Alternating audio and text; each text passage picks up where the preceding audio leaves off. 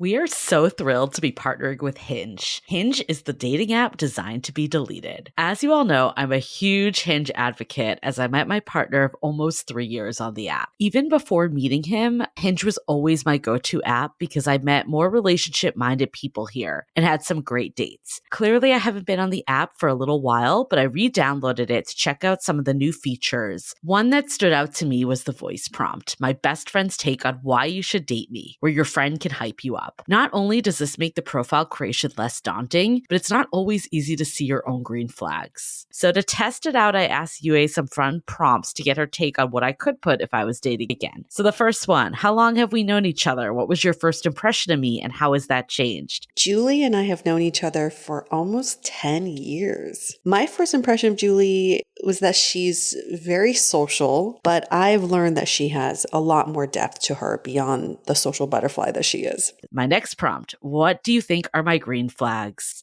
I would say she's deeply loyal. She believes in love, curious mindset, and she is fearlessly ambitious. And then last but not least, what kind of friend am I? Julie is the kind of friend who will always have your back, no matter what. Damn, that feels nice to hear. So download Hinge and try voice prompts today. Then find someone worth deleting the app for. I was so excited to get my shipment from Last Bottle Wines in the mail the other day, full of incredible red wines, all from Napa Valley. I love wine tasting, so having this to my door couldn't be happier. Also, couldn't be more excited that today's episode is brought to you by Last Bottle Wines. If you don't know already, they're a Napa-based online wine shop with a twist. They offer just one handpicked wine per day until it sells out, and they're always at incredible prices. We're talking 30 to 70% off retail. And the best part is that there's no subscriptions, no fees, and no minimum purchase. And I could not be more excited to bring this offer right now because they're having a marathon sale, which is coming up March 28th and 29th. Even better, we're offering Dateable listeners 10% off your first order with code DATEABLE. So if you are a wine lover like me, this is a great time to join. And did I mention that shipping is 100% free? So what are you waiting for? Mark your calendar for March 28th and 29th or get on it earlier if you want. You can sign up at lastbottlewines.com and use code DATEABLE and find out why Last Bottle is the most fun way to discover and buy amazing wine. The Dateable podcast is an insider's look into modern dating that the Huffington Post calls one of the top 10 podcasts about love and sex. On each episode, we'll talk to real daters about everything from sex parties to sex droughts, date fails to diaper fetishes, and first moves to first loves. I'm your host, Yue Xu, former dating coach turned dating sociologist. You'll also hear from my co-host and producer, Julie Krafchick, as we explore this crazy dateable world. Hello, everyone. Welcome to another episode of Dateable, a show all about modern dating where we dig into the whys of people's behavior, including your own when it comes to modern romance. Hello, Julie. Hello. We're back. We got a good topic today, dating trauma. I should probably start with who our guest today is. Anyone that is in our Facebook community, Loving the Time of Corona, and the Sounding Board, which is our premium community, knows and loves this guest very dearly. We are joined by Janis Isaman, who is our moderator also. Yay! So we'll start off by saying that before we even get into it. But she's also a writer for Elephant Journal, and she wrote this article a while back. And as soon as she did, I'm like, we need to have you on the podcast because this topic is so good. And it was basically like the title of it is The Dating Wounds We Carry After Years of Being Single. And it's all about dating trauma, like dating PTSD. And of course, when we say trauma, we're talking about like little t, not like major trauma. But just, I think what she really talks about is like when you've been ghosted, not once, but time after time after time, it starts to take an effect on your psyche. And it's something that as society, we kind of like sweep under the rug. It's like you can mourn losses if it's a divorce or a big breakup, or you like can't get pregnant, or you lose a child, or you lose a job even. But like people kind of in a way like would laugh if you were like, oh my God, I went on one date and I'm so upset because I got ghosted. They'd be like, really? Like, is that big a deal? And kind of the point of this whole thing is like, it's not in isolation situation, but when it keeps happening over and over again, it can become a big deal. I think a lot of times we treat dating like it's a battleground. So when we are faced with these wounds, like just a bullet, a bullet here and there, we are taught and we're encouraged to be resilient and just keep going, keep fighting. But we forget that also on the battleground, there needs to be a lot of just reflection too. And like, why did I get hit? How did I get hit? How did it feel when I got hit? And that's sort of what we're going to address in this episode, is how to address the wounds that you've experienced in dating so that you can move forward, not like you're in battle, but in a much more sort of like a realistic way of facing modern romance and modern dating. Totally. And I think like all weekend, it's been like sitting with me this one question that we actually talked to one of our members in the sounding board about. And she brought up like, if I just am starting to get like apathetic and kind of be like totally fine, just, baking at home and chilling and not like, being so dedicated to apps and all of that and like kind of not caring if someone ghosts, like, is that a sign that I'm giving up or is that a sign that I'm growing? And this like question has really been sitting with me because I think so like good. I have also been in like kind of a weird phase right now with dating. Like I've been really active again starting like January when I got back. Like I was using apps when I was in Boston, but obviously wasn't meeting anyone, but like doing more virtual. And then like since I've been back, I've been definitely more active either just by talking or meeting in real life. I've definitely been in this phase where like things like haven't been like as, like seamless as they have for me in the past. And I don't blame apps because like I've definitely been on apps and like the first date I went on, I met a boyfriend. So it's like sometimes it just ebbs and flows. And this is like a random tangent, but I feel like when people are like, fuck the apps, like the apps suck. And like, really, like, would you ever say that about like your favorite bar? Like if you met someone in there, like if someone like, like ignored you at your bar or like didn't want to date you, you would never be like, blame the bar. Like it's just like, you're just meeting humans. But anyways, that's a random side note that I was thinking People about. just love blaming anything but themselves. Exactly. It's always about the environment. Exactly. It's always about the thing that you met someone, or like if a friend introduced you and then didn't work out, you're like, fuck my friend. You would never say that. That's true. You would be like, you would never you do could that. be like, oh, they have bad taste, like that. That's thing. true. Yeah. But you wouldn't be like, fuck my friend. I'm never talking to my friend again. I'm taking a sabbatical from my friend. It wouldn't be as extreme. And I think like maybe the apps are like the new blaming your city, because I feel like that used to be like, oh, I'm gonna move. Maybe it's the same actually. It's like this threat to move and then you're like back a week later. You're like, nope, I'm not moving. Yeah. Reinstall. I would love to see the numbers from these dating apps. How many times on average someone installs and uninstalls in 1 year? That would be such an interesting stat to see. Totally. But I think this actually is relevant to what I'm trying to bring up, is like I've definitely been in this patch lately, which is actually ironic because Nikki Novo, who was our past guest that was a medium that kind of told me I was going to meet my person this year and warned me I was going to go through a patch that I could not get discouraged and feel jaded. And I think I'm in it right now. So that's kind of actually in a way promising. But I think like being in this patch, like you kind of have a decision how you're going to handle it. Like you're like, yes, I could delete and uninstall all the apps, or I can like, learn from it, feel what I need to feel. Like I think especially in this episode too, it's like justify that like, yeah,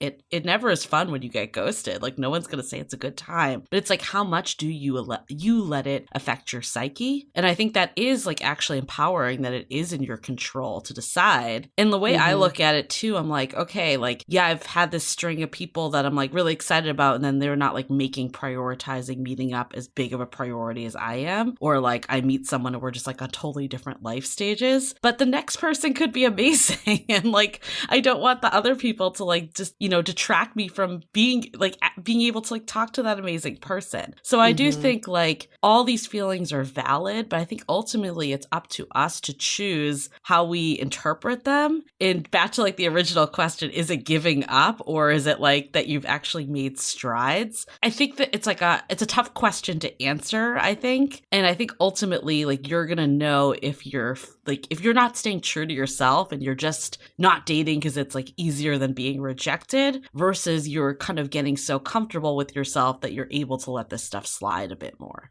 A term I hear over and over again, and I used this too when I was dating, is this feeling of numbness. You're just numb. Like, I don't want to feel these feelings. And that is your brain's way of protecting you and protecting your heart, protecting you from the heartbreak that could come with dating. But when you are feeling numb, I really hate that feeling, by the way. It's like, I can't connect to my emotions, or I feel like you go on a date and you're like, I don't even know how I feel about this person because I'm just feeling a little bit numb about it. When you are feeling numb, I think that is a really great signal for you to step back and think like, what is it that I really want to get out of dating? What do I need to do right now to get myself out of this state? Because I think numbness is like the one level up from apathy. Like, you can be apathetic, but then the next level is like, you feel absolutely nothing. Right. That is probably not the best place to be. So I think it's good to relating back to this episode, is to look back at the culmination of all the dating trauma you faced and use this episode to help you reflect and kind of like categorize what those traumas meant to you so that you can get out of that state of numbness. The numbness is, I think that's a really good point, because that is a feeling that people don't really talk about. Everyone has a right to how they feel. Like, no one's going to ever say that your feelings are invalid, but I think it's really ultimately what you choose to do with those feelings. And maybe what you choose is to take a break, and that's fine. Or you choose to use it as an opportunity that you're like, okay, I'm getting closer to what I'm looking for. And I think, like, I don't know, like, I was talking to a friend of mine, and I'm like, I feel like lately I've been like more open to giving people second dates, even if it's not like great on date one, like, especially in worlds of COVID where we've maybe talked a bit more than before. And I feel like some of them haven't. And I'm like, I could feel discouraged by that, or I could be like, maybe this actually is a turning point for me. Maybe it comes with a little more potential rejection because I'm not the first to say like no, but maybe it shows that I'm like becoming more open. I don't know. You can look at it however way you want to.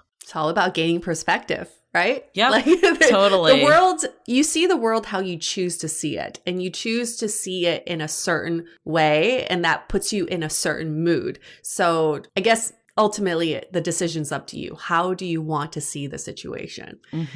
Yeah. And I mean, that kind of like segues to interesting stuff going in our lives. Congrats on the home purchase. That's super exciting. I'm very excited for you that you are now officially a homeowner. Another thing that's not necessarily celebrated as much as like it should be, I think. Thank you. It is a big fucking deal. So for anybody who knows me personally, you know, I've been making a slow transition down to LA to be closer to my family. And it's been probably 6 months in the making, I think 6 or plus months. As part of that, I wanted to purchase my first home. So I was able to do that. I opened escrow on New Year's Eve and closed not too long ago. So it's my first condo. It's kind of a big fucking deal because it is so much paperwork. It's sort of like dating, right? Because like in the initial search stage, you're just looking, you have no idea what you're looking for. You're just going by gut feeling like, oh, okay, well, this home feels good, but is there something better out there? Like, can I see myself committing to this place for a long time? And once you do commit to a place, you kind of get cold feet.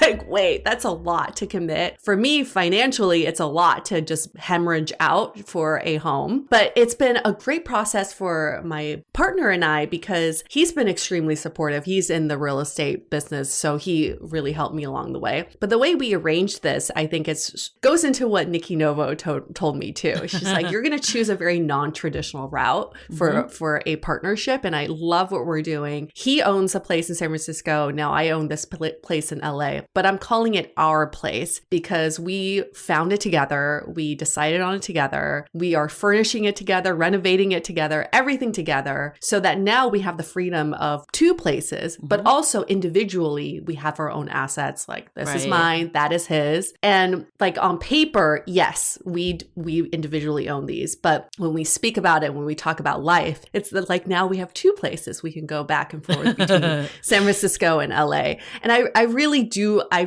love this process and getting to this like non-traditional route. I mean, a lot of friends have been like, is that something you do? Is that something you want to do? Do you want to pay him rent at his other place and he pays you rent at this place? No. You know, it just doesn't doesn't make any sense, Julie. It's just, I love it. I love it. I know people might question it, but I actually find it so inspiring. And I love that you guys are making it work because, like, you have reasons that you need to be down there more. He has reasons he needs to be up here more. It's obviously not that far that you can do it. I think it could be a lot harder if it was like across the country or like in different countries. Like, we're talking about you can drive it, right? Yes. But I think like it's actually very inspiring that like you can make something work even if there are challenges or roadblocks that come up that like cause you to be like, oh, we actually might need to like rethink our like living situation. And I think if two people really do want to make something work, I like do strongly believe this, it can work. Like you can find a solution, but it does take two people wanting to make it work. If only one does, it's not going to work out. Like if,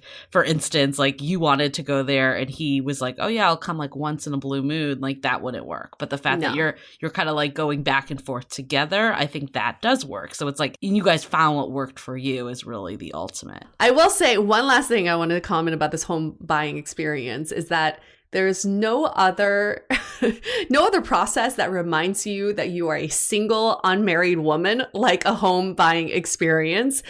After you fill out the application for loans, for escrow, for closing docs, they verify every single time.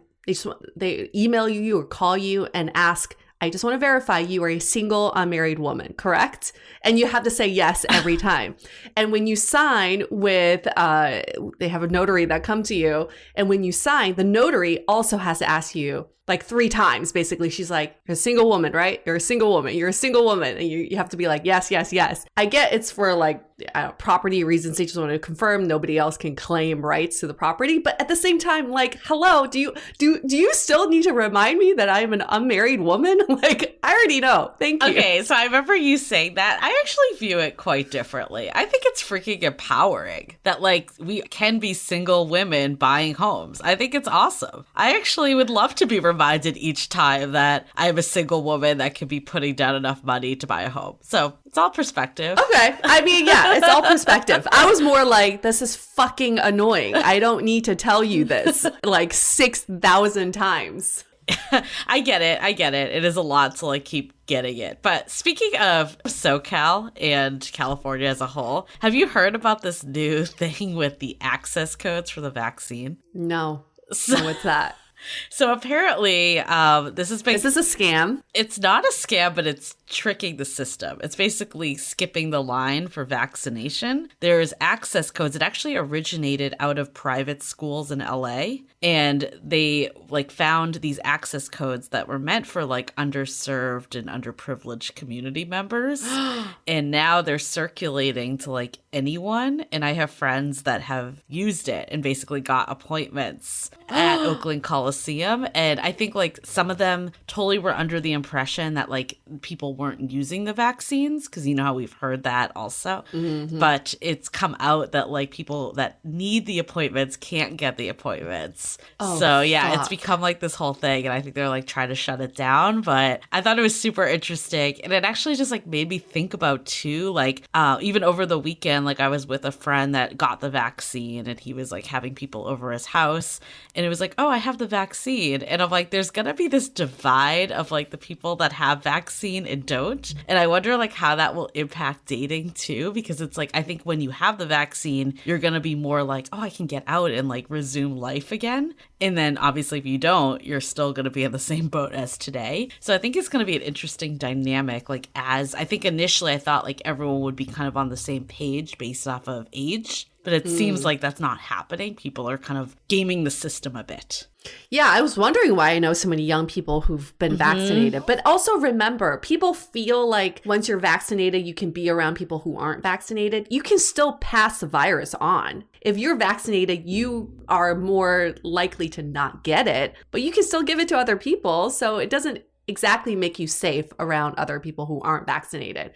Just so y'all know. I know. I think people are using it, though, as a thing, like, especially, like, guys with women, like, I'm vaccinated. Oh, yeah. Yes, it could be a false pretense, like you were just saying, but there's something about hearing that. Like, if you were choosing from 2 dudes and one was vaccinated and one wasn't, like, who are you going to pick to hook up with? all other factors the same, right? So I think people are like using it almost as like a pickup line, like I'm vaccinated. The haves and the have-nots. Yeah. I mean, there's definitely a lot of loopholes. Like I know like friends that are therapists that have been able to get it under like the healthcare. So I think it's not like they're doing anything wrong, but it's also not necessarily like frontline healthcare workers, right? So it's like there are some definite loopholes in the system. So yeah, I think it's going to be interesting as this plays out, like how people like approach dating and like being in relationships, like what activities you're comfortable with versus not when there is that disparity. Well, that makes me really curious to know if you are listening right now and you've experienced something with people being vaccinated or not vaccinated and how that impacted your dating. Let us know. We love to hear some great anecdotal stories. Yeah, I haven't seen it on the profiles yet, but I think it's going to come. I definitely think it's going to come. Yeah, it's going to happen. I think people are still a little scared to say they've been vaccinated because then you question like, how did you do it? Right. So I think like we had this conversation actually in the Facebook community, which is a good segue to some of our just, announcements of the week. And one person was like, I wouldn't put it in my profile because it doesn't define who I am as a person, which I get, but I don't think that's the reason why people are putting it in their profile. It's because they want to have this air of safety, right? Like pick me because I'm safe, right? So yeah. Anyways, if you've been around with us for a while, you probably kind of know the drill, but definitely check out Love in the Time of Corona. That's our public Facebook group. And we also have the Sounding Board, which is our kind of private members only group where the real action happens. We got a lot of great things in store. One of actually our audio series is very interrelated to this topic this week. It's all about managing setbacks that inevitably happen in relationships and dating, which could be like dating trauma. It could be one person wants to move one place and one person wants to stay another. Like there could be all sorts of things that come up, and we talk about like how to manage roadblocks and setbacks and, the real deep stuff that really can get at you while dating. And if you're missing a sense of community and connection, meeting new people, this is the perfect place to do it. I think some great friendships and deep friendships have come out of the Sounding Board. So if you're looking for that community again, we really recommend the Sounding Board. Yep. And we have Ken Page, too, is going to be our Dateable after show guest this month. So if you are a big Ken Page fan, which we know a lot of the Dateable community is, this is also the time to join to hear all from him. So to get more information on the Sounding Board, just go to dateablepodcast.com/sounding board. And while you're there, just stay on dateablepodcast.com. All the information about our podcast is there. I know we have a ton of new listeners, especially after our New York Times features. So thank you. Welcome. Thanks for listening. And you can just go to the website if you want any other information. We also have merch, by the way. So a good place to be. And while you're on the internet, might as well go to Apple Podcasts and give us a review. If you like us, if you don't like us, let us know your feedback too. You know what? But only we really want to hear about from the people who really like us. Yeah. Hopefully, I don't think people realize how much effort goes into podcasting. And I'm like, I don't know. Like there's been podcasts I've listened to that it's not my cup of tea, but I just move on. Like, there's it's like dating. Right. Yeah. Exactly. But I do want to point out one really funny bad comment we got on our reviews that was basically like, they claim to be dating experts, but they disagree on things. And I'm like, this is actually like the epitome of our show is one, we're not claiming to be dating experts. Absolutely not. I actually don't think anyone, even like people that study dating for years are dating experts. Yes, you might have like an understanding of something more than the average person, but no one is an expert because there's no one-size-fits-all solution, which brings it to the point of, yes, we're going to disagree on things. That's what keeps it interesting. I know. It's like people like it when we disagree on things. We don't want to just be each other's echo chamber. Yeah, take what serves you, leave what don't, and hopefully leave us a good review. With that said, let's get to Janis on dating trauma.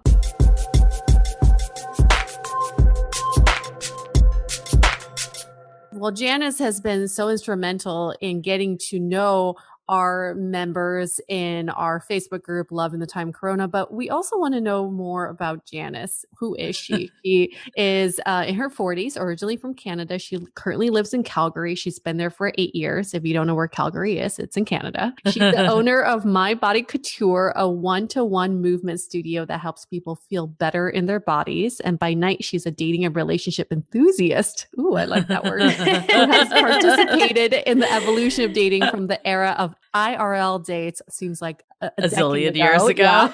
Another lifetime. That involved the telephone. Whoa. Who uses that? Actually, that's back now, but yeah. But not rotary. To Lava Life, I remember Lava Life, and keyboards and Tinder and text. She writes about her lived experiences with relationships for Elephant Journal. And she recently had an article called The Dating Wounds We Carry After Years of Being Single. She's never been married, started dating at age 17. I love it. I love all this information. We're getting so and we want to basically learn more about this idea of dating trauma. I'm going to say dating trauma with a small t. And what does it mean, right? So this is a very interesting topic because it's not the trauma you're thinking of. It's a different kind of trauma that we've all experienced and carried in our lives. I feel like when you put this article up in our group, we're like, we need to do this topic because we've definitely hit this like throughout many episodes, but we haven't dedicated a full episode. And like Yue said, it's not like big trauma, like rape, sexual harassment, sexual assault, like some of the things that you think of when you think of the word trauma, which is a loaded word. But I guess like to you, what is dating trauma? So it's definitely the little t, but the little t is kind of like a bunch of cuts that happen over and over again. So what I noticed, I really was a student of dating techniques for a long time. When I was 15, my mom handed me a copy of the rules and that had, such gems as never ever call a man back, never accept a date after Wednesday night, etc. So some of my favorite hits. Right.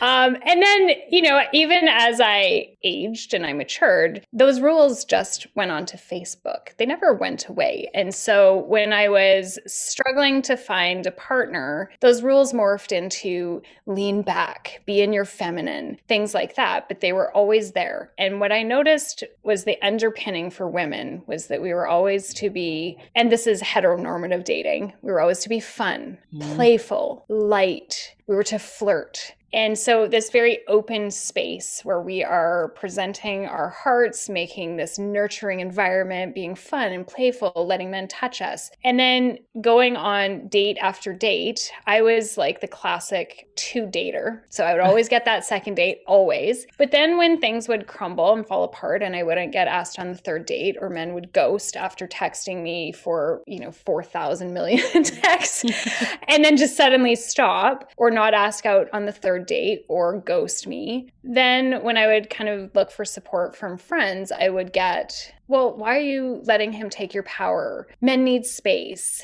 It was all of a sudden I was supposed to be closed off and not have any emotion over this. And when you go on dozens and dozens of dates, it is traumatizing. Eventually, I actually lost the skill set. At the point when I wrote that article, I recognized that I no longer had the skill set to even be in a relationship. What I was really good at was first and second dates. I could play this game of I'm open, I'm fun, I'm flirty, I'm warm, I'm kind, I'm choose me.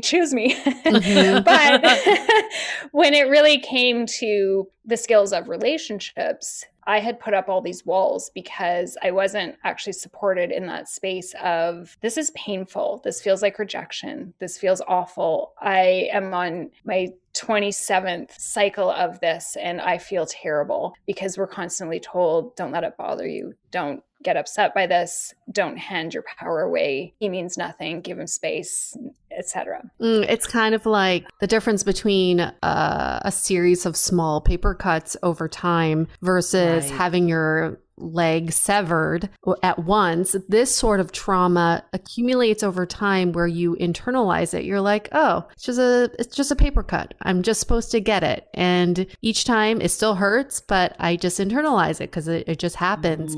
And over time, as it builds, it becomes something much bigger. than you thought it was. So that's exactly what I really want to focus on. Yeah. I think it's like if you get ghosted once, it stings, but it doesn't like eat at your self-esteem. But when it happens over and over and over again, you turn to like, is there something wrong with me? Like, what am I doing? So like, what do you think is like the fallout of all of this outside of like emotional, but walls are down for relationships? Well, I think the fallout was at the point when I wrote the article, I actually was starting a new relationship and I recognized how anxious I was. And, you know, we talk about anxious attachment styles, but I think it was really different than that. It was not actually even an attachment style. I was so anxious about what was going to happen because I would get the compliments and the attention and all of those things that happen in those first couple of dates, which, you know, maybe as a 2-week relationship, and then it would just disappear. And I recognize that that's not a long time with any one given person, but when that's happening over and over, I mentioned the article, I believe that I've gone on approximately 1,000 first dates in my life. So, you know, it happened 1,000 times. And that's enough times that I felt like I'm waiting for the other shoe to drop. I'm constantly sitting on edge in those early phases of, you know, is this compliment real? Yeah. Do I trust this person? Do I trust the situation? I'm texting right now and investing time in this person. Is this legitimate? Is this person going to disappear? And even once I got past that phase, then there was new levels of anxiety because then I was into places that I hadn't really gone. But, you know, if you're dating somebody twice, we're not into deep, vulnerable conversation. We're not into really heart-centered connection. We're not actually really in that place of connection at all. So I think the longer term was actually connection itself started to feel quite foreign and scary to me because I had played over and over this, I can pseudo connect, I can fake connect, I can get that second date, but it's not really true connection. I totally can relate to like early dating anxiety. I feel like it's like something that I've definitely tried to like, you know, I think it's like what you were saying though. It's like you're just told to like try to push it away opposed to really like feel it. But it is something that definitely creeps up. And I think what's hard, you mentioned this in your article, but it's like in bigger things that happen, like if you've like a miscarriage or you lose a job, like you're allowed to mourn it. But it's almost like people are like, why are you just like who cares? Like this is the person. Totally. And it almost like compounds it because then you start to feel like guilt and shame to feel that way. You kind of feel like stupid for even like getting upset about it, right? Absolutely. Yeah. Yeah. I think that we have defined cultural boxes of what we say this is okay to feel sad or upset about. Dating is actually not typically one of them. If you think of even a longer term relationship, what we typically tell people is we'll just go out and meet someone else. Just the word just is always in there in some spoken or unspoken way. It is, well, you weren't married, so what's the big deal? Everyone knows that divorce is a process, but I don't find the breakup of relationships gets honored the same way. And those little mini dating periods are definitely not honored at all. It's seen as, well, how long were you together? Okay, if it's under a certain amount of time, it's literally invalidated. It literally is something that is, you need to just pick yourself up, go to the bar, dance it off, and definitely never mention it again.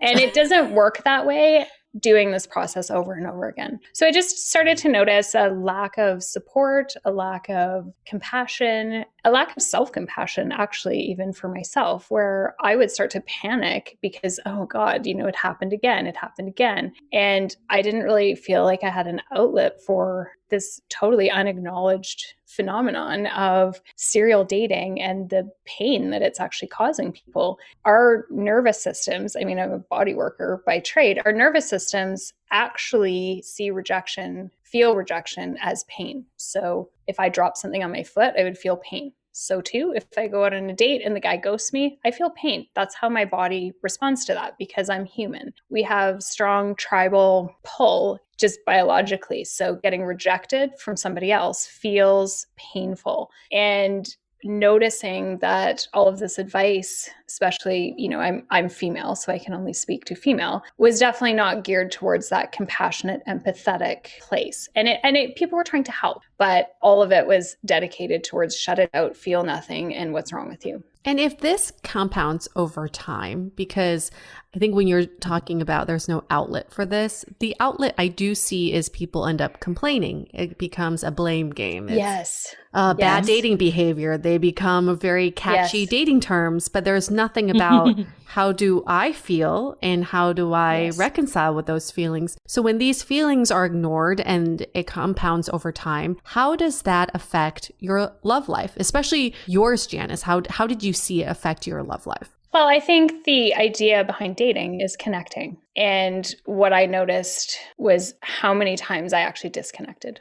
So we have a million opportunities in those early phases to choose to connect or to disconnect. And I would often start to disconnect. So the irony was that what I wanted most was connection. And I probably actually created scenarios for myself that were disconnecting, and or I chose partners who actively weren't capable of connecting. What's an example of something that a scenario that you were just saying? Well, I think a connecting activity is actually a woman calling a man. If I want to talk to him, let's pick up the phone and call him. But I would lean back. Let's test him. Let's see how interested he is. Let's have him do the work. Let's have him ask me out on the second date, even though inside myself, I knew if I wanted to talk to him or I knew if I wanted to go out on that second date. But I would choose to actually take that disconnecting action. I would sometimes give compliments so that I could hear them back. Things like that, where they weren't actually genuine activities. It's playing as if. So I think that did ultimately impact the people who would ask me out. I didn't necessarily check where people were at, so I didn't maybe screen with some questions about people's emotional capabilities because I was afraid of the answer. So, if they matched with me, texted, there was a period, I wouldn't do this again, but basically I remember telling people this, so I know it was true. I would go on a date with anybody who would ask, which is a great activity if you're a new dater. I was not a new dater. I'd been dating for like 15 to 20 years at that point. So it essentially was allowing people to choose me. And then I was stepping out of the process and I was not actively bringing that connection towards me. And then that's like a vicious cycle because then like in this situation, men will say like, oh, she's not actually interested. And then they lose interest. And it's just like, that's the cycle that keeps continuing itself. This is just years and years of really bad dating advice because I think about, again, it's you said it. It's very ironic when our whole goal with dating is to find connection with someone, yet our other goal is to win. And when you try to win the situation, you disconnect and then you do not present an authentic part of yourself. So how are you really supposed to find a true connection? And that's where I think this dating trauma can really hinder someone's relationship and their dating cycle is that you forget what your main goal is. You lose sight of the perspective of what dating is. I also think that it creates a scenario where you actually disconnect from yourself. So we talked about this a bit earlier, but I had these feelings. I could feel it in my chest. I could feel that pit in my stomach. I could feel that anxiety sort of taking over, which makes you panicky. It made my thoughts run faster. My voice would sort of the pitch and tone when I would call girlfriends would go up. And then to sort of hear well-meaning advice of literally don't give your power away. Don't let it bother you. You know that men need space. Well, I would have to shut off from myself in order to live with myself. So then I would have to override my own body signals to say, no, I don't actually feel that. I'm fine. I'm good. So then that hinders connection with someone else because we're not even connected to ourselves. And then I think about like, okay, if I'm really going to follow that pattern through a relationship, like, do I want a relationship where I'm afraid to text them first? Or like, like all these things that you were just saying, like that's not setting you up for a healthy relationship. So it's like, why am I doing this in the dating phase? Like if anything, I almost want to like test like what's the reaction to me being how I would be in a relationship. Because for so many years we thought that's how you take control of your dating life. Is when you disconnect, when you ignore all your feelings. And you try to force something and contrive something to happen by quote unquote taking control. I mean, we've talked about it before. We definitely blame the rules, why men love bitches, like all that series of books are the downfall for sure. So bad. But I think dating terms are actually a downfall too. I'm curious what you guys think. Like, I feel like by normalizing ghosting or breadcrumbing or all of that, it's almost like giving permission to do these things. Like, how do you guys think it's affecting dating trauma? I think it gives a lot of heightened awareness to that. I have been dating online since I don't even know what year Lava Life was around. But back in those days. Which I realized I had no idea what Lava Life was. I'm too young. So it's not a new. So in those days, yeah, there was actually ghosting. We would go out on dates and nobody would pick up the phone and call the other person back. That's a form of ghosting. But in reality, no one was upset about that. No one talked about it for hours with their friends. No one went online and bitched about it. Facebook didn't even exist, so there was no place to sort of build momentum with that. But it puts a lot of focus on that behavior. And it's really interesting because that word is around, but also nobody's acknowledging the emotional pain. It's what I see instead is, oh, this asshole ghosted me. I hate ghosters. But it's not the conversation of, that really hurt my heart. I really was starting to feel a connection with this person. This is a mini breakup. Actually, forget it. It's a breakup. It might have been a week-long relationship. It's still something we have to emotionally process. I think biologically, we are exposed to more people on Tinder in one day than we would have ever met and been exposed to in our lifetime back in the day. And we don't even have to go that far back in the day. My grandma's alive and she's 98 years old.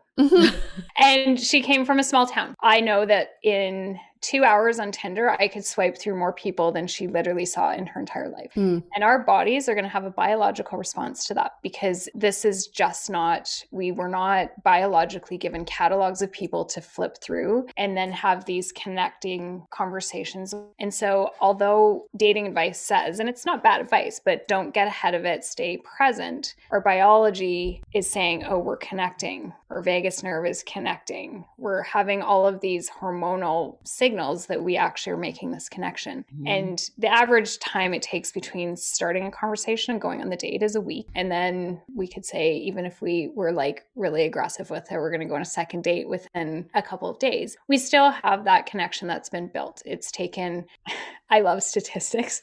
So at one time I sort of figured it out and, I spent 40 hours a month just on those apps. And then there was phone calls and texts in between and dates in between. So I'm investing, I don't even know how much, 60 hours a month on dating. And I started laughing with girlfriends because I was like, honestly, if I was going another job. Totally. And if I was Get going paid for this shit.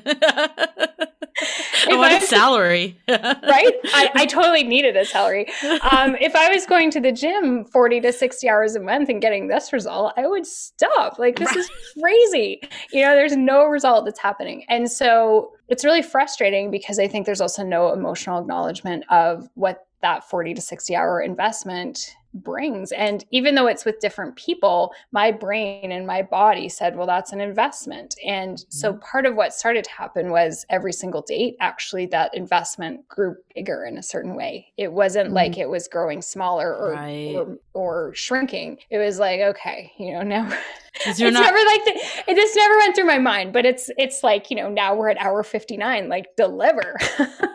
Right. Yeah, because it's like the other people were building on that next person. You're like, I've already wasted X amount of hours. Like, this person's got to be good. I think that's an interesting point what you said about like how we're exposed to so many people, because part of how you define dating trauma was that things kept happening over and over again, like these small interactions. So every person that doesn't respond to you on Tinder, every person that doesn't swipe right, like even though it's a really tiny interaction, like they all build up into something that just simply wasn't there years ago, just due to volume alone. So we're experiencing more of that micro trauma. I think that's very important to point out. I noticed what would start happening was that I would just hit this wall of overwhelm and then delete the app. So I ghosted so many people, depending on what your definition of ghosting is. I literally had some men that asked me out on dates and I was like, I can't. And I would just delete the app and literally never talk to them again. I would go into these zones where I just was so overwhelmed with it that I would just take the app off, and whatever phase of conversation I was in didn't matter. They were gone. But that sucks too, because that next person could be amazing. And they're basically getting like shit on because of all the other people's like bad experience, right? Like, and you're also denying yourself an amazing potential experience. Cause I mean, I really do believe like it only takes one. And I'm not trying to minimize the pain of dating trauma, cause I totally have been there myself. But I do think it's unfortunate that all these like shitty experiences would essentially like potentially make you miss out on that. Oh, I completely agree. And I actually do want to say this because it matters. These were not bad dates. These were not stories where I could go on and be like, oh my God, you'll never believe what happened. They were almost all great dates. That's why we went on a second date. Right. Which almost makes it worse, right? Totally. Because I was never going to friends and being like, wow, you have no idea what just happened. I didn't have bad dates. I didn't have bad experiences. There's multiple of these men that I have kept in vague social media touch with. They're great men. That wasn't the problem. And so I think it does actually make it worse because it wasn't like some heinous scenario where somebody was acting poorly or throwing up or like whatever. I don't know, you name it. We've all seen these in these groups. It just didn't proceed and there was no rational reason for it. So I think that the overwhelm wasn't because they were shitty dates. The overwhelm was because I didn't have an emotional outlet to feel safe and process this because at a certain point, friends didn't want to hear it. Dating groups didn't want to hear it. I didn't have the skill set to actually know how to process it because it's an unseen, untalked about phenomenon that I agree, I'm not alone in this. Many people who've been on the dating market for, there's no specific period of time, but they have a lot of pain around this. They have feelings of rejection. They feel sad. They feel a sense of grief that they can't make this work. And you're right, it does only take one. But at some point, when our emotions are kind of almost trapped inside, it starts to feel lonely and you feel minimized. And it's really hard to keep that positive attitude of, oh, it could be the next one. Totally. Right, You feel like a failure. I mean, I've definitely been there before that I'm like, I don't even want to tell my friends about this date because like if it doesn't work out, then it's like they're going to ask how the date went. And then it's like another one that you have to explain like, oh, this didn't happen. This person ghosted or it wasn't a fit, whatever. And I think it stems back to this root that like being single, there's something wrong with you. So then when you're actively like trying to fix it, I'm saying that in air quotes, by dating, and then it doesn't work, you start to internalize it that there is like legit something wrong with it. And let's just pause on that for a sec. I want to just like expand on this for a little bit for anybody listening, because it's really easy to listen to this and think of other people experiencing this dating trauma. But when you think about it for yourself, I'm no psychology expert, but I do know victims of trauma have a delayed reaction. Sometimes it takes years for them to feel that trauma in their body and psychologically. I think the same goes for dating trauma, is that it takes that delayed reaction is affecting how you're dating today. So whatever you're putting out there right now, what you're experiencing could be something that you experienced 5 years ago, 10 years ago, right? So I think we need to think of ways to move forward from the previous dating trauma in order to address what is happening in your love life today. So what are some ways we can start healing that past trauma? Well, one of the things I did was actually stop talking to friends to try to figure out what had gone wrong. And I went to the men themselves. Okay. Get it from the source. Yes. I mean, that's the only person that knows, right? Your friends don't know. My friends don't know. And we would come up with these amazing, amazing theories of all kinds and analyze and assess. And then eventually that's how I would get closure. But I started skipping that piece and going to the men and saying, hey, can I just ask you a couple questions? And what I found out was actually astonishing to me. None of it had anything to do with me. And what I heard instead were things like, I got back together with my ex-girlfriend. I'm not fully divorced and over that process. I wanted to sleep with you on the first date and you didn't put out. I was like, okay. Things like that. There were a lot of scenarios that involved other people and a lack of emotional readiness. And quite often what I was actually presenting on dates was, as one man put it, you have your shit together. You said that in your profile. You said it when we talked. And then I sat across the table from you and thought, wow, you really have your shit together. I'm not there because I have this unresolved scenario emotionally in my life. And I heard that theme over and over again. And that actually started to change things for me because then I could lean into that. And then I started to do a ton of emotional work because a lot of this really was a lack of emotional skill set. So I put myself in dating groups where the focus was only self-growth and only positivity. So we see like our community. Yeah, sounds like ours. Absolutely. And that's why I ended up actually in your group because it fit that self-growth and positivity model. And not positivity that's fake or contrived or muzzled where we're not allowed to tell those stories, but because the people in those groups are there to do the work on themselves, not to blame other people, because that's super easy. We can all create all stories and we can stay victimized. And that started to help me get connected back to myself. I want to double down on this because I actually had a similar situation happen to me. Like I remember I went through this stage of serial dating and I was always in the mindset of why don't they like me? It was all about me. And I think it is easy to fall in that trap because the reality is after 2 dates, you actually don't really know that much about them. Like if you've been out for a couple hours, usually they're not going to be that forthcoming about what's going on in their life, especially if it's enough that it means that they can't pursue a relationship with you or with anyone else. Absolutely. Right? And I remember after I dated my most serious ex, I feel like he was very, open about just the issues that were going on in his personal life. And I remember being wow, I think also that just comes with being in a relationship too. You realize it's not just about you anymore. There is another person here. They have a whole world view that literally some of their actions or inactions have nothing to do with you. And I think learning that and seeing that, and I remember my ex canceled one of our very early dates day of, and I was devastated when that happened. But he did follow up I'm gonna reschedule it, all that. So I did give it another chance. Then later on I learned it was because of depression that he had. So it's how would I know that though going in? And then that's something that has literally zero to do with you. And now if you don't know that, you're just internalizing it that you did something wrong again. That's right. And then I think that I started, before I underwent a change process, I started to ascribe specialness to people that would ask me out again. I'm oh, this opportunity doesn't come around very much. This is a really special person. Instead of actually going inside and saying to myself, do I want this person? It was coming from that lens of, did they want me? Because it was happening so often that I did feel that sense of, I'm flawed. It takes a special person to go on a date with a single mother. I literally was told that so many times. It takes a special person to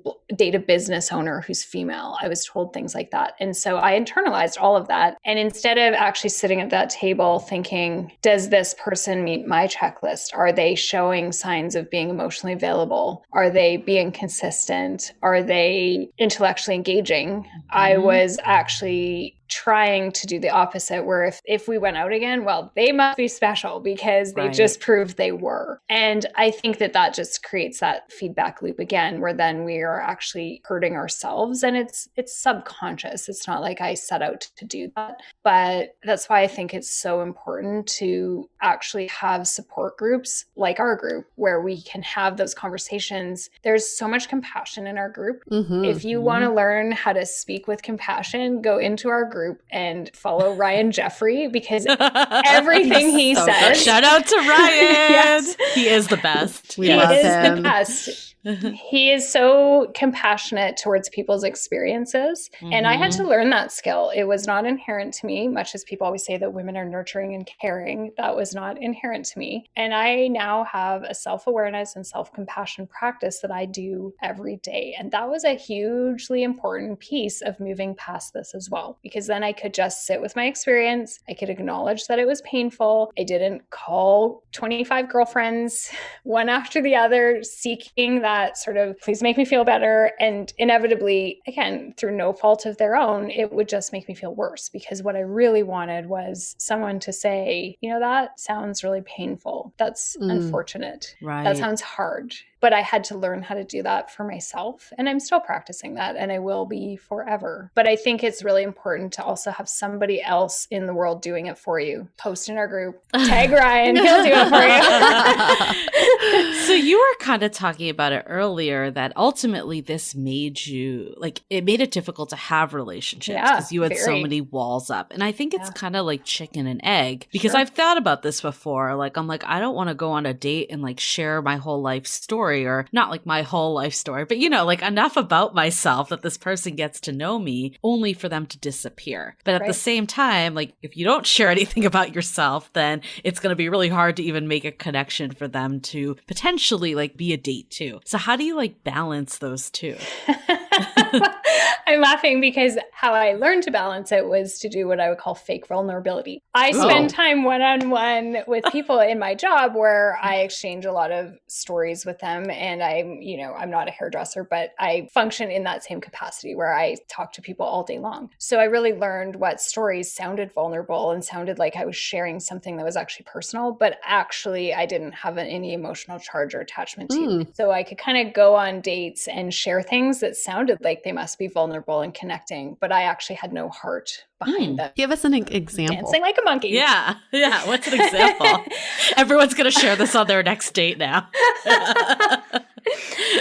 I'm not sure. Nothing is jumping into my head, but things that you'd share in a podcast. So Julie and you, I know you have that experience because you're sharing things on a podcast, and they're not things that you're wanting to keep a secret or that you're necessarily sharing with your best friends, but that you would feel comfortable putting in public. So I would share difficulties about being a business owner, or I would share something about, it commonly came up, I'm a lone parent. So how did that happen? And I would share some version of that story that was polished, but sounded like I had some emotional connection to it, but it really... Not every deep, dark secret you don't need to reveal. No, and I don't think that you should be doing that on first and second dates anyways, but I have a public career, and these were things that I would write on Instagram with the exact same amount of emotional charge to it. So that's not actually vulnerable. That's fake vulnerability. It's performing. It's sharing things that actually don't connect because there's no heart in it. It's words. It's coming out of your head. It's not coming out of your heart and your body. Interesting. That's an interesting distinction. I like it because it's not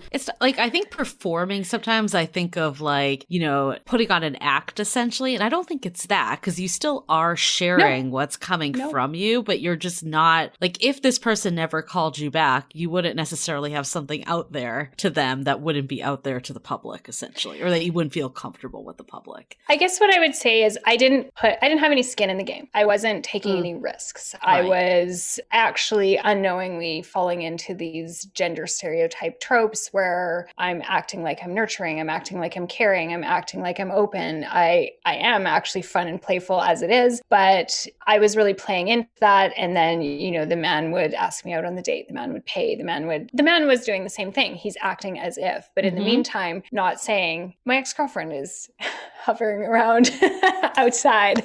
I'm not actually fully divorced. Right. My mission for being here is to see if I can sleep with you tonight. And so he was hiding something, but actually so was I. And so it's no wonder that we couldn't kind of get off the ground. But I've been in the dating market long enough to know that I think we are all doing this on Tinder. And it's why people are so dissatisfied, because we are acting as if, and nobody wants to really put any skin in the game. Everybody's playing this game of chicken. And that's, I think, why we have the safety of all these rules, because, well, if I do this and I do that and I do this other thing, I'm not actually invested. My heart's not invested. So if I get rejected, well, he rejected me for stories on Instagram and not actually the real me. But again, talking heteronormatively, the guys are doing exactly the same thing. And then everybody just feels this sense of emptiness and loss and disconnection and dissatisfaction. So fake vulnerability, you're still putting your foot in the game because you are sharing about yourself. Yep. You're just not going so far in that you're getting like way ahead of things either. Yeah.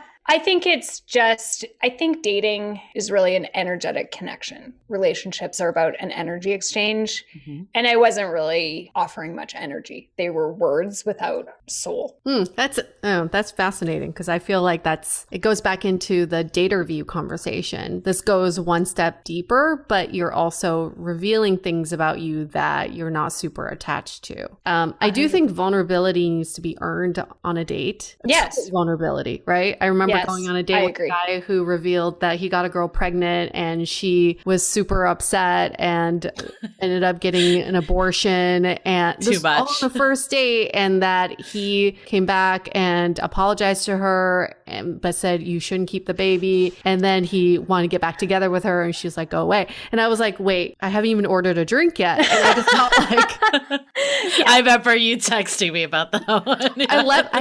I don't even remember his name. Right. Like, why do you need to know that story about him? Right. I just feel, and also in some ways I just felt like I didn't earn that. No, that sounds like somebody processing their emotions in front of you. Mm-hmm. Mm-hmm. Yeah. I mean, I like what you're saying with fake vulnerability. I don't know if I love the word fake. Yeah, just I don't because think it's fake is like the right putting word. it out there. I think we need a new, it's like, maybe it's like small v or something. Yeah, like, small v. Yeah. So I think real vulnerability after a date, and again, this is something actually, quite honestly, I feel the patriarchy trains out of women, is saying, I had a really great time and I would love to see you again. Can we plan for that? Mm-hmm. Real vulnerability does not need to be sharing stories about your abortion or whatever.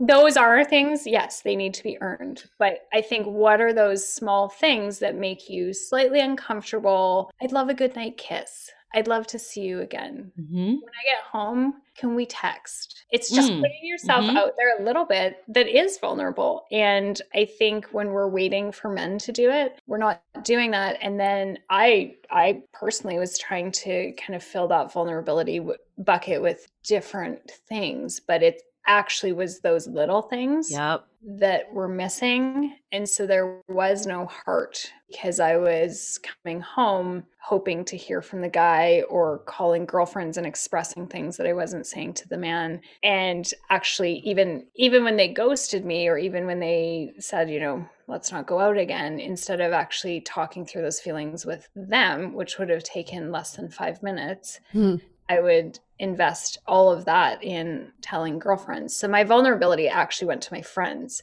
because they would say, oh, how was your date? And I would say, oh, I just really, he was so cute. And I really You didn't tell him. Yeah. No, I didn't tell him. And so, I think when we hear the word vulnerability, we hear deep, dark secrets, and it doesn't mean to be deep, dark secrets. It's just what is in your body at this moment is I want to connect with you, and making that ask for that connection. And so now you'll see this on the board, but I'm like a raging feminist in terms of, let's get rid of these gender norms. Let's get rid of these heteronormative dating rules, and let's actually follow ourselves. And it's because of my own experience with that, where I would, show this vulnerability in a not truthful way, and then miss the part that actually was vulnerable, which is saying, this date meant a lot to me. Our texts feel very connecting. Can we do this again? I am definitely relating hard to this, because I remember during this period that I was doing the serial dating, I had this guy friend who was married to another friend of mine, and he never dated. So he would give me the advice that I should just reach out after and tell them I had a really good time. And I was like, I will never do that. Because I was following the rules, and I'm like, you just don't know because you're not in today's dating world, blah, blah, blah, blah, totally discounted his advice, which I should have listened to. And then I think years later is when I started to just not give a crap a little more, similar to what you said, just be more authentic of how I'd be with friends, and not kind of try to play by these rules. And I think saying stuff like that gives permission for the other person to then become vulnerable themselves and pursue it. And I think we've talked about this, and you kind of alluded to it, this game of relationship chicken, where both people are 1 foot in, 1 foot out, and if they don't get a sign from the other person, just no one acts. I went on a date the other day, and I was I could go either way on this one. I'm kind of impartial to it. And he probably said the same. And since then, nothing has really happened. So it's this game of impartialness, I think, is almost the worst thing that we do. Absolutely. And I think it's because we have so many options out there. So we wait for this magical, meet cute story where you lock eyes, and the second you see each other, you make this instantaneous decision where you quote unquote just know. And I think that relationships aren't actually built that way. Think of how many friends you have that took hours of time and investment to actually get that closeness. It wasn't like you met them and were instantly like, oh my God, this person is my best friend and I just know. And it's just, I can feel it everywhere. I mean, I don't know of anybody who talks that way about other connections in their life. And yet we're looking for that on dates. And so I think that indifference is actually probably a space of being healthy, but people aren't following up because they're like, well, if they're that interested, they can. I think the other thing we do is we tell people to go on dates with multiple people and then wait for exclusivity. Well, how are you investing if you're just dating this whirlwind of people? And I certainly during the phase that pre-existed kind of the change, I was doing the same thing. So I would go on 3 dates a week, and I don't know how you can possibly invest. Well, everyone starts to merge together. Yeah, you do, actually. And it actually is a form of creating a wall where that training to go on multiple dates and fill your man funnel, which is advice that's given to women quite frequently, is actually a way of being avoidant and putting up walls. And it's a way to supposedly prevent pain because, well, the minute you might feel pain, somebody else is going to be there and then you can just ignore it. I don't think it's healthy, actually, personally. So after I shifted and started really getting into my emotions and practicing awareness and learning emotional skills, I started being very direct with men that even if it was a first date, that was the only date I was going to go on and play that through to the end. No man ever had an issue with that. But that way I focused on that particular connection, that particular relationship. Maybe it was a day. That's okay. Because Tinder is constantly refilling itself. So there was no hurry to sort of have 3 dates in the queue in case one didn't work out. Well, if that one didn't work out, that Tinder bucket could refill itself. I could go on a date tonight if I wanted to from Tinder. It's not difficult to get Tinder dates. So I think that mentality of scarcity is almost built by having that bucket.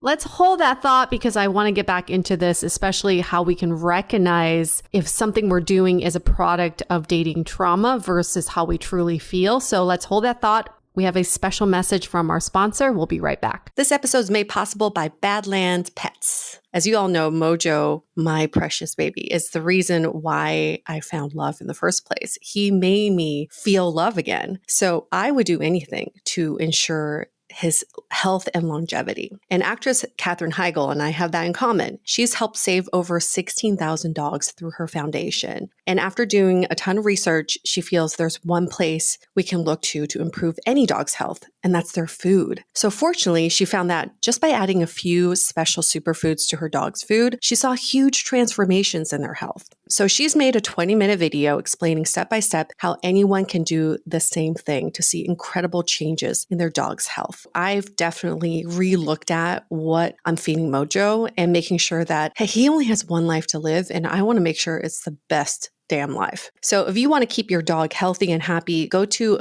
badlandsfood.com/dateable and watch Catherine's video right now. Again, that's badlandsfood.com/dateable. Living with ADHD can be a challenge, and dating with ADHD is definitely a challenge. We've heard many of you say, but finding the right care and proper tools needed to succeed can be life-changing. Done is an online ADHD care platform that can get you all the resources you need to help manage your ADHD.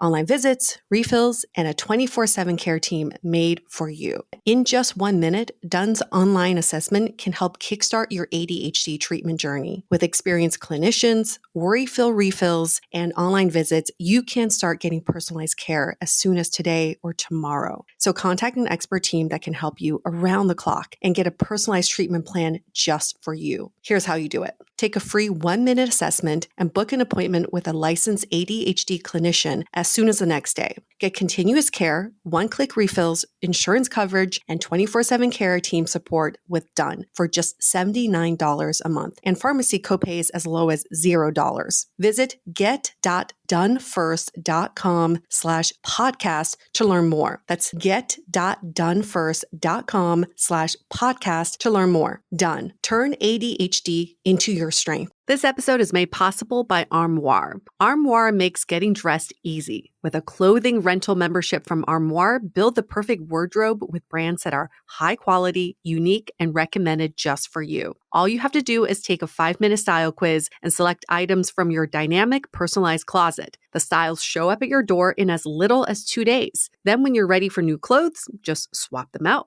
Listen, I live in Southern California. There is absolutely no need for puffer coats or any sort of those winter jackets. But when I travel anywhere else in the world in these cold months, I'm often burdened with the task of getting winter clothes. And now with Armoire, I can just rent my winter wardrobe. It's brilliant. Right now, our listeners can give Armoire a try and get up to 50% off their first month. That's up to $125 off. Just visit armoire.style/dateable. That is armoire.style, spelled ARMOIRE.style/DATEABLE to get up to 50% off your first month and never worry about what to wear again. Try Armoire today.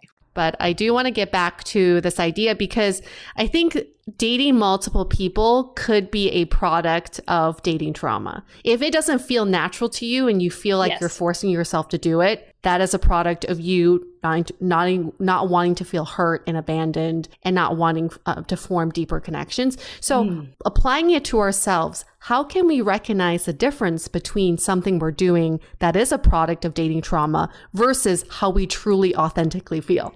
I think trauma lives in our brain as some sort of heightened state. So we've all had that moment after dates when we call friends and we're a bit agitated and we're in our head and we don't actually feel that calm. And you may not even actually register the idea that you're upset, but that's a form of not actually being in your body. So your nervous system is registering that as and so I think any activity or behavior that is happening from that state of frenetic energy is going to be a kind of trauma. And so that's where we actually throw those rules on top. I've had lots of conversations with people about initiating dates or following up. And I love what Julie said, which is, how are you naturally? I personally am a social connector. I call people, I organize things. That's just my nature. And so in that frenzied, panicked headspace, that anxiety headspace,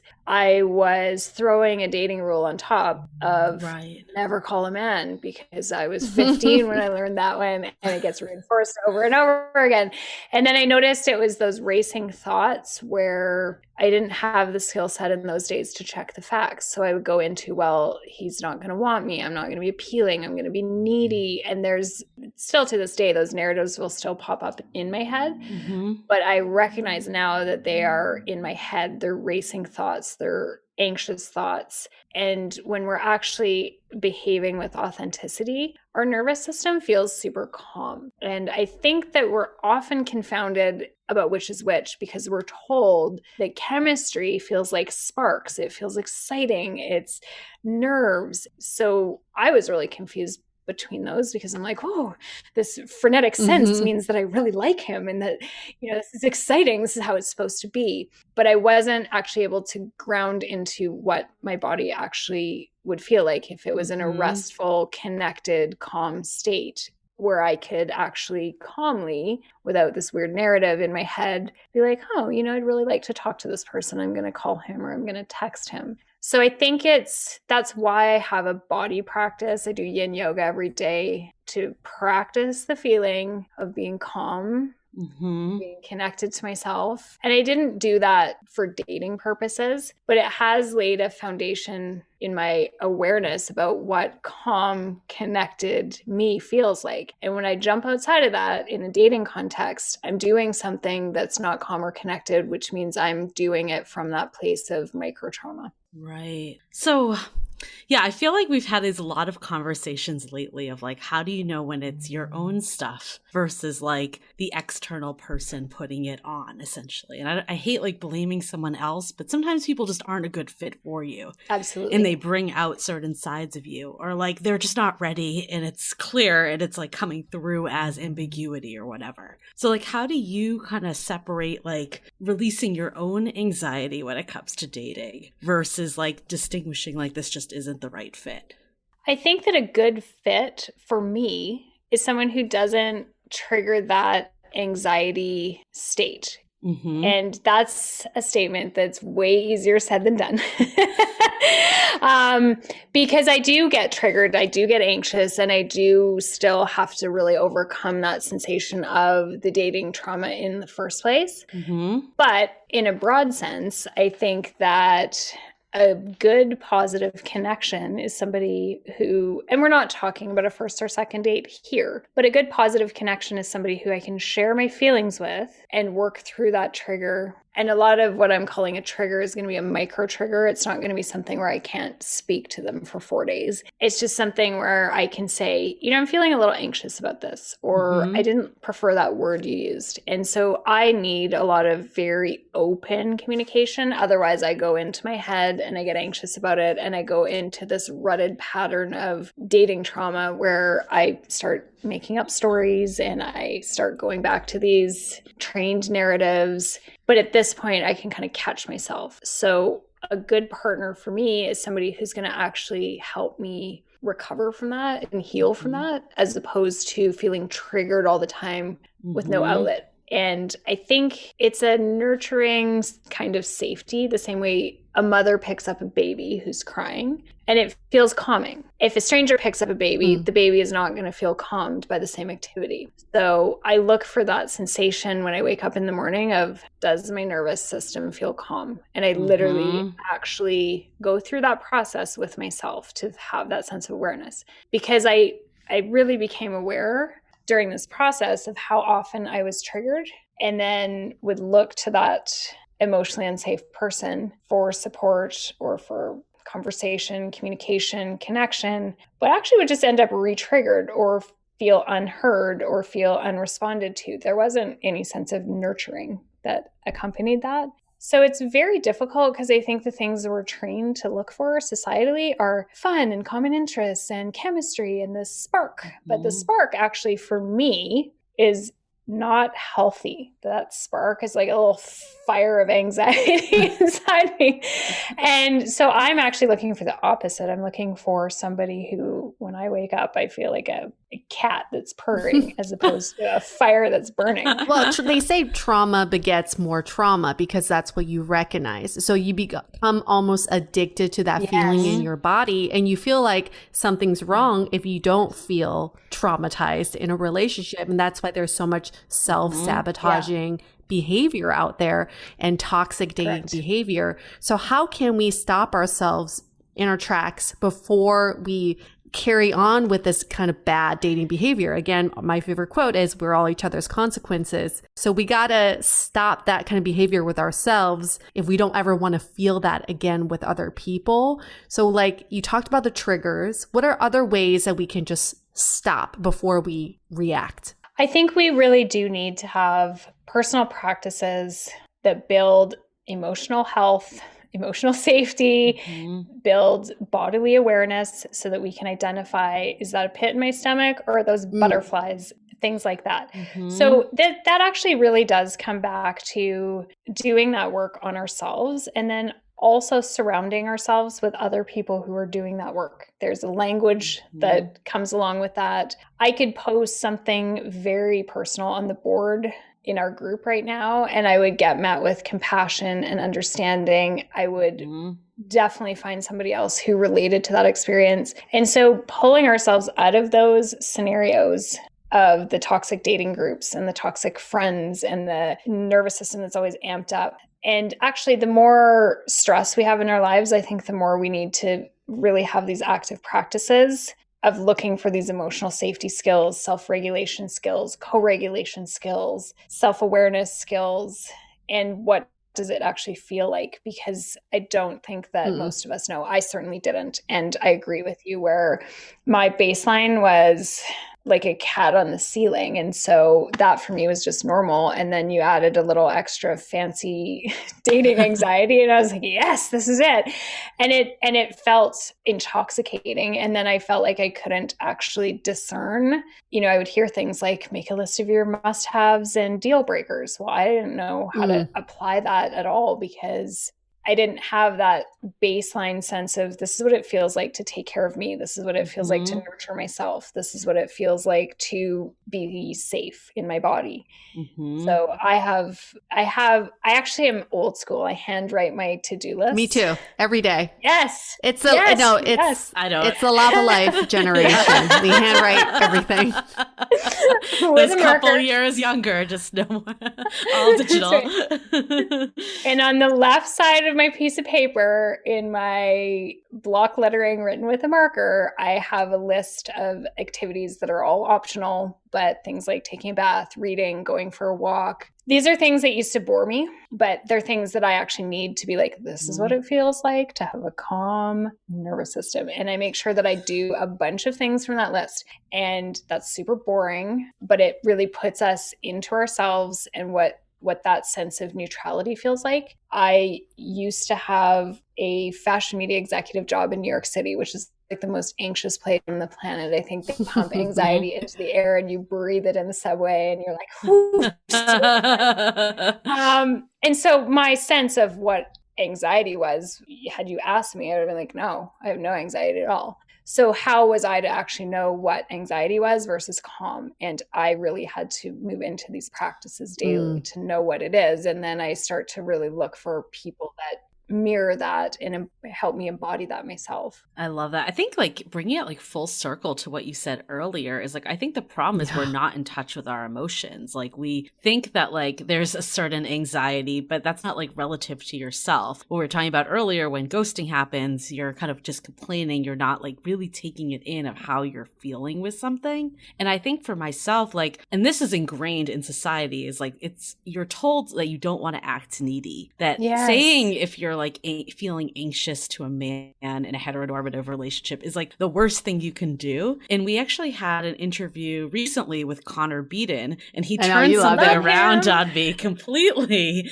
And I know he's great. And he was like I was basically asking a scenario if that was a sign that someone was emotionally unavailable. And he basically turned it on to me and was like, what are you feeling with this? Like, how are you feeling? And you need to kind of essentially communicate like, hey, I'm interested in you, but I'm not interested in a relationship that makes me feel anxious. Yeah. And I did his advice. And I feel like I went from even just putting that out there and like asserting yourself made me like not anxious anymore. And it was so liberating. And I actually was met with compassion back from the person that I shared this with. Like, I think in my mind, I was like, I'm going to send this. He's probably not even going to reply to it. Nothing. But like, I was pleasantly surprised by the compassion I was met back. And I think there is a detriment that you're afraid to do that. And that's when the anxiety builds and that's when the trauma builds, because you don't ever like share your truth and put it out there. I agree. I learned for myself that although I had been taught to repress all of that and to never share it, I got the opposite reaction. I have never once been met with anything negative when I asked men questions. Hey, can I ask you what happened? Why didn't we go out on a third date? They all answered it. We had lovely conversations. It ended well. I was never met with aggression or anything that was uncomfortable.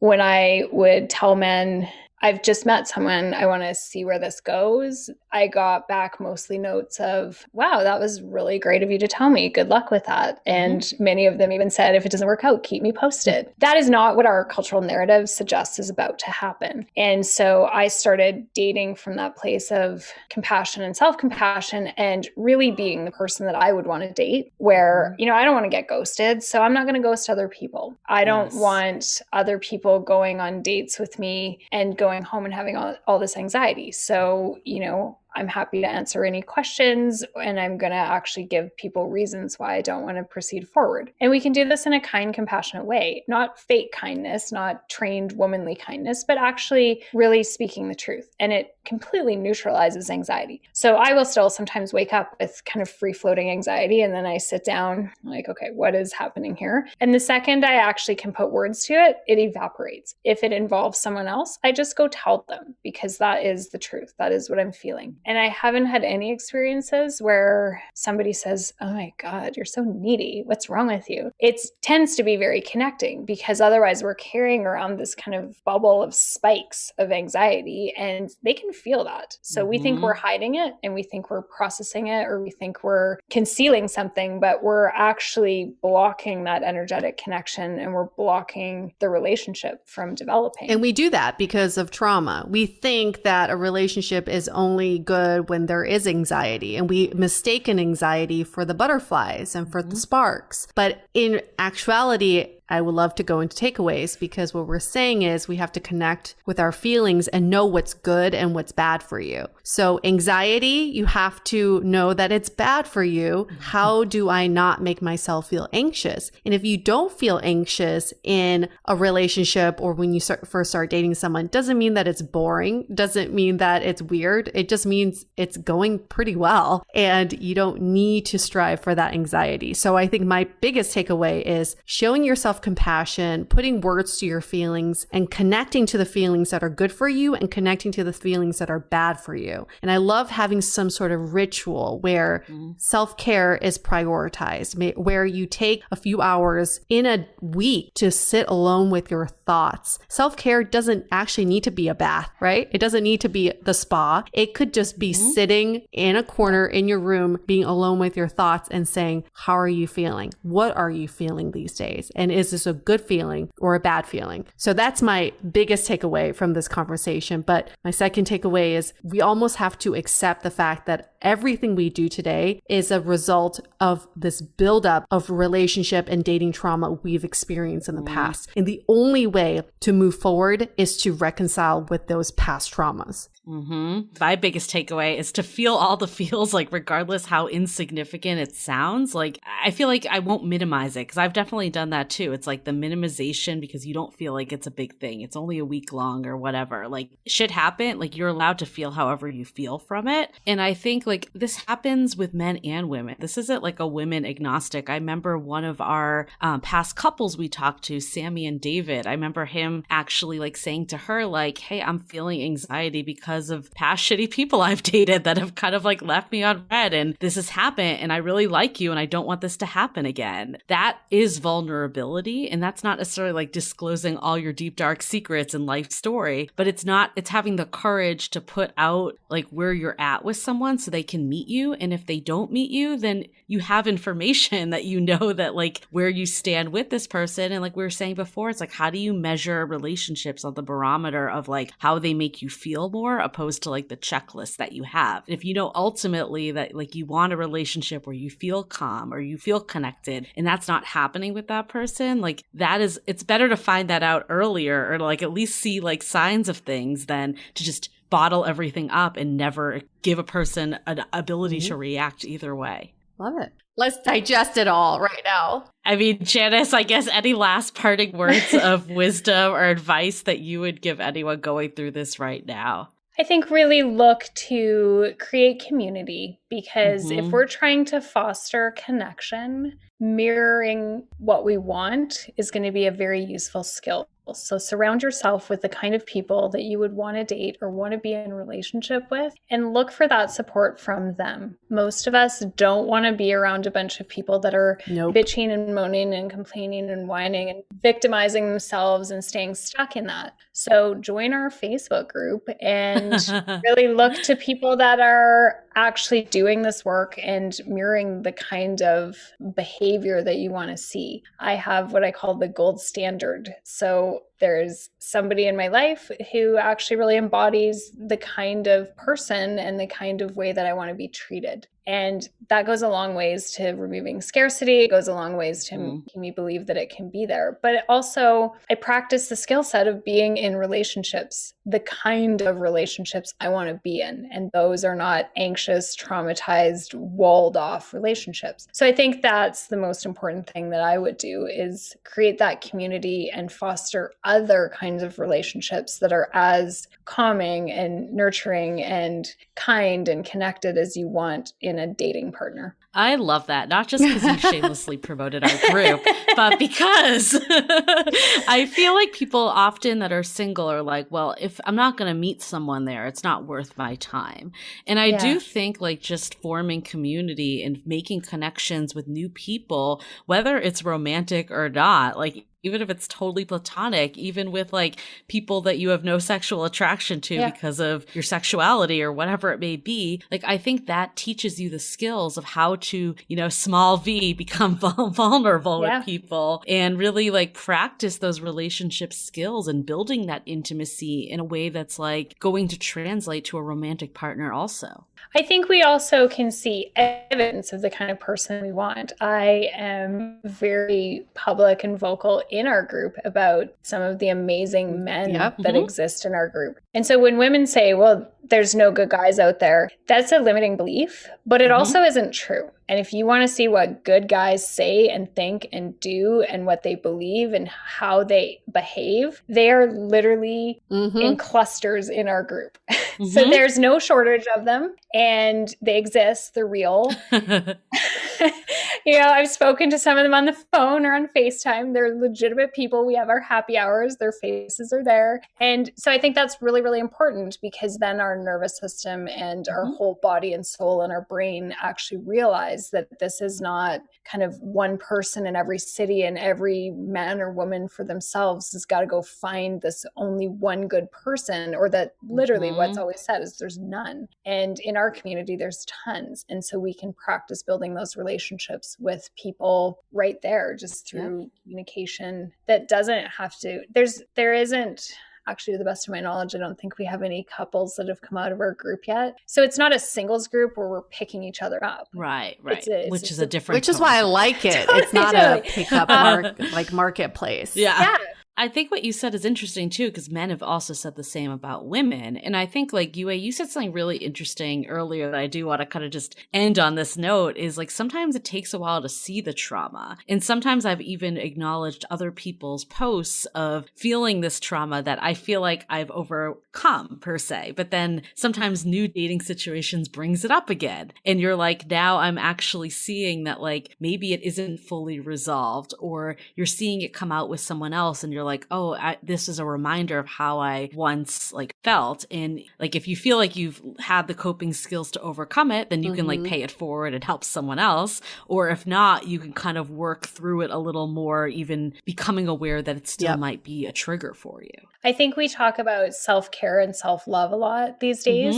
The reality is we cannot learn relational skills on our own. So self-love and self-care are important, yes, but we don't actually know what relational skills we have until that's tested through relationship. Because I could sit in my apartment all day long, all self-love and self-care, and my cashmere, feeling good and calm and doing all of my practices. And then, you know, I've had scenarios where this is real. Somebody that I'm dating says something and it's one word, and all of a sudden my nervous system is off in some other plane that has nothing to do with that person. And that's a trigger. And I'm not going to trigger that in myself. I'm not going to sit on my couch and play videos of this one word. And often I'm not even aware of what it is, but we just have this response. So we can't learn relational skills on our own. There's no such thing as healing. I see this narrative a lot. We can heal. And there's this idea that it's like we become this healed person and only then should we date. This is going to be messy for all of us. We're going to get triggered and traumatized and etc. But the relational skill set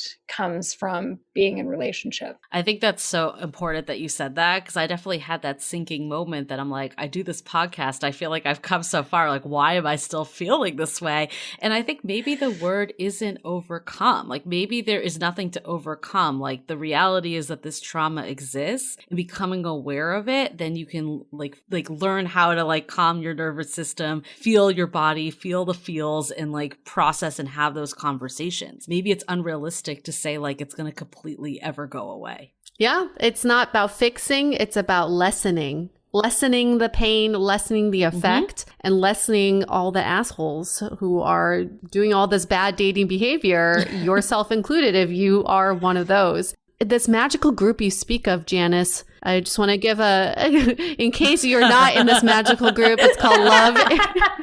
In case you've never listened to this podcast before, in case you're new or you forget constantly. the name of it, it's called Love in the Time of Corona. Janis is the moderator. It's a great place to be. We're not just saying that because we started the group. We truly are saying that because we have met some of the most fantastic, compassionate, self-aware people ever. And it's just a great environment to be in, especially right now. But Janis, for you specifically, if people want to sample some of your writings and they want to get to know you more, where can they find you? The portal for everything on the internet is through my business page, which is My Body Couture. And then that unfolds the links to my elephant journal writings, some of which are around health and fitness, some of which are around dating, some of which are around single parenting. So I have a little bit for everybody.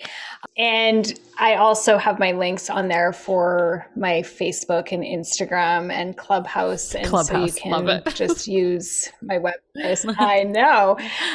So you can use my website to sort of find me everywhere else. But mostly I either go under my name or my business name. I think what I'm learning just how much more of it comes in your body. Like I think we're always taught like how everything you're going to figure out dating. It's all about your mindset and your mind space and your brain and the logic. And I think there is a lot of that rests in the body. So I'm so glad that like you are helping people kind of get in touch with their bodies more. And for our listeners, while you're online looking at Janis's stuff, that doesn't sound right. But when you're find out more about Janis, you can quickly go over to Apple Podcasts and give us a 5-star rating too, while you're online. Kill two birds with one stone. Two birds, one stone. Yeah.